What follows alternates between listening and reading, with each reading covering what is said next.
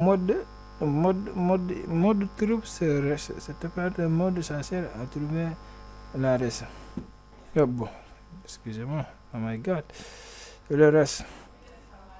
Et ça, on le représente comme ça. 5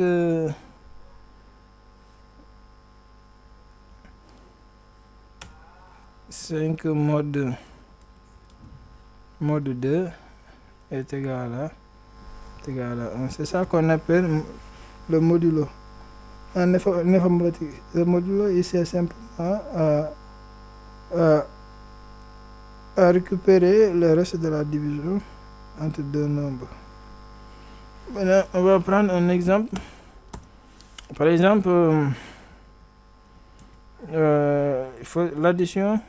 Bon, on va prendre l'exemple de l'addition, mais c'est presque les mêmes démarches avec les autres opérateurs arithmétiques.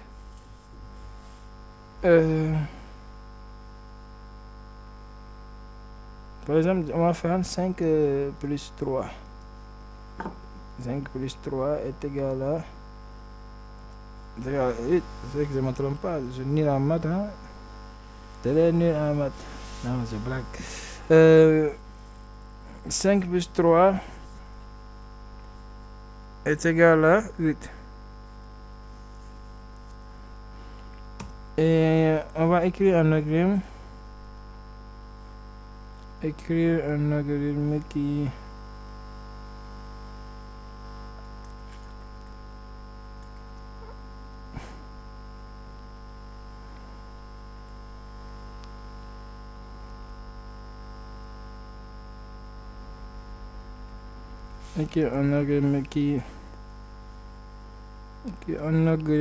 Qui calcule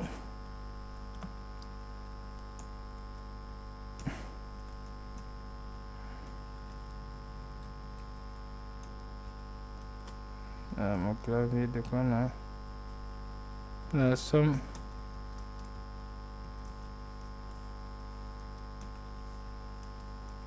de deux entiers.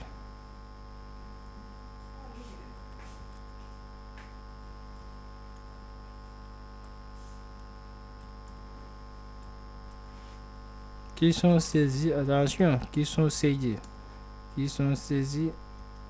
de deux entiers qui sont saisis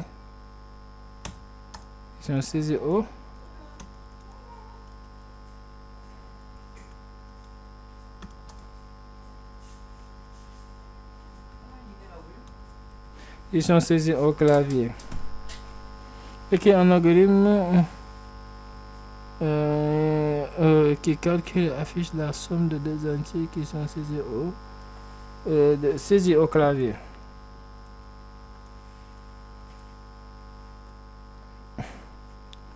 Ok.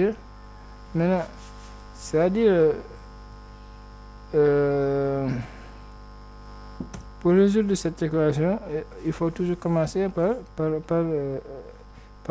résoudre l'algorithme, pour faire écrire l'algorithme, il faut respecter la structure. Et la structure dit que ça commence toujours par le mot-clé algorithme.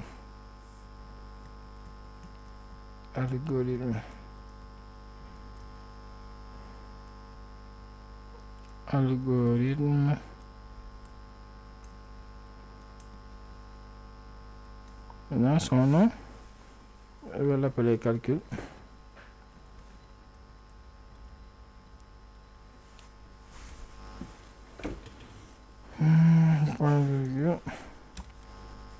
Maintenant, on te dit de faire le calcul et afficher la somme de deux entiers. Maintenant ici notre somme c'est 5 plus 3. Mais si je fais 8 plus 2 qui est égal à 10, c'est toujours notre algorithme est toujours vrai. Donc cela veut dire qu'on a toujours notre algorithme reste toujours vrai parce qu'on a toujours la somme de deux entiers.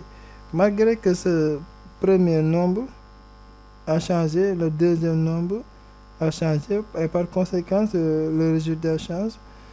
Donc, ces changements-là n'influent pas sur la véracité de cet algorithme, qui consiste à faire le calcul et d'afficher la somme de deux entiers. Donc, la somme de ces deux entiers reste toujours vraie, même si que ces nombres changent.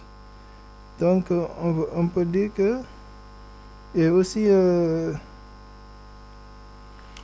pour faire cet algorithme, c'est-à-dire pour demander, pour confier cette tâche à un ordinateur, il faut donc, si on confie cette tâche à un ordinateur, comme le cas d'un algorithme là, on confie la tâche à un ordinateur. Donc, c'est pas nous qui vont traiter cette information. C'est-à-dire, c'est pas nous qui vont faire, qui vont effectuer, c'est pas nous qui vont exécuter cette tâche. Maintenant, si on le confie à un ordinateur, donc il faudra leur donner les informations sur lesquelles il va travailler. Il faudra lui donner les données. Et 8 va être une donnée, 2 va être une donnée, et cette donnée qui est, par exemple, qui est 10, c'est cette donnée que l'ordinateur va nous afficher. Par exemple, c'est ce qu'on appelle le résultat. L'ordinateur va nous afficher le résultat à la fin. Et nous donnons les deux nombres avec qui les deux nombres que l'ordinateur utilisera pour faire la somme. Et c'est ça qu'on appelle des objets. Si ça c'est un objet, ça c'est un objet, et ça c'est un objet. Et cet objet là, on va l'appeler le nombre 1, cet objet le nombre 2, et cet objet le résultat. Et ces deux objets, on a besoin de donner ça à l'ordinateur. Maintenant, l'ordinateur va afficher ces données qui consiste le résultat. Maintenant, ces objets, tous ils varient. Le résultat peut varier parce que si je change, que je mets 3 ici, le résultat va être combien? 11. Va être 11, et aussi notre algorithme va être toujours vrai parce que ce sera toujours la somme de deux entiers. Donc ça veut dire que nos objets sont des variables.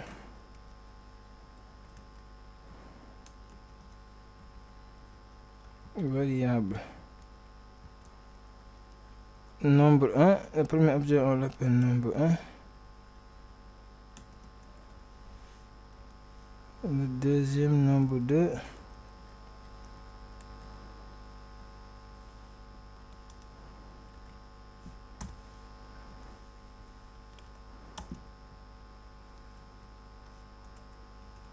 Et le troisième résultat.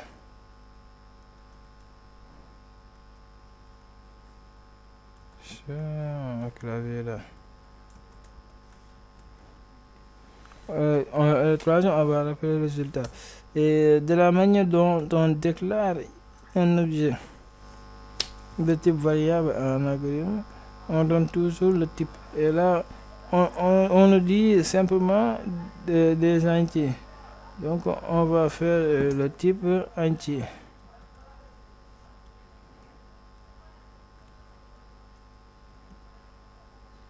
Voilà, on a fait la déclaration des objets. Maintenant, il ne reste que commencer avec le mot-clé début et écrire nos instructions.